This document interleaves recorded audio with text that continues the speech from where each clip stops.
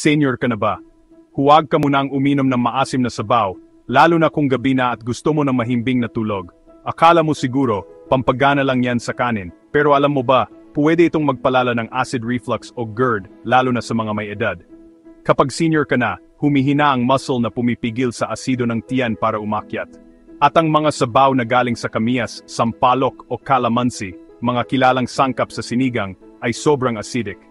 Ayon sa American Journal of Gastroenterology, ang mga pagkaing may mataas na acidity ay isang sa pangunahing sanhi ng GERD attacks. At kung pinababayaan mo yan, posible itong mauwi sa chest pain, paninikip ng lalamunan, o gabi-gabing ubo na kala mo sipon lang, pero asido na pala ang umaakyat. Pero teka muna, nakasubscribe ka na ba kaginhawa?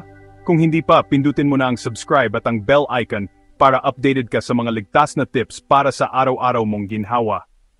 Ngayon, ano ba ang mga dapat tandaan kung mahilig ka sa sabaw pero ayaw mong mapasama ang sikmura mo? 1. Iwasan ang sobrang maasim na sabaw, lalo na kung wala ka pang kinain. Mas sensitibo ang tiyan kapag walang laman.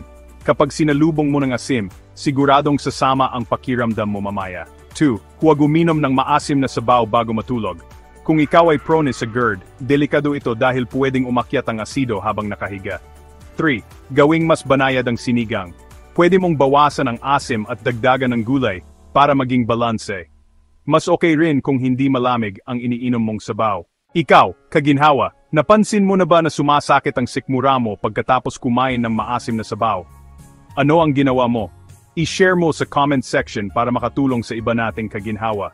Tandaan, hindi masama ang sinigang, pero kung senior ka na at may GERD ka, kailangang maging maingat sa asim. Like and subscribe, mga kaginhawa.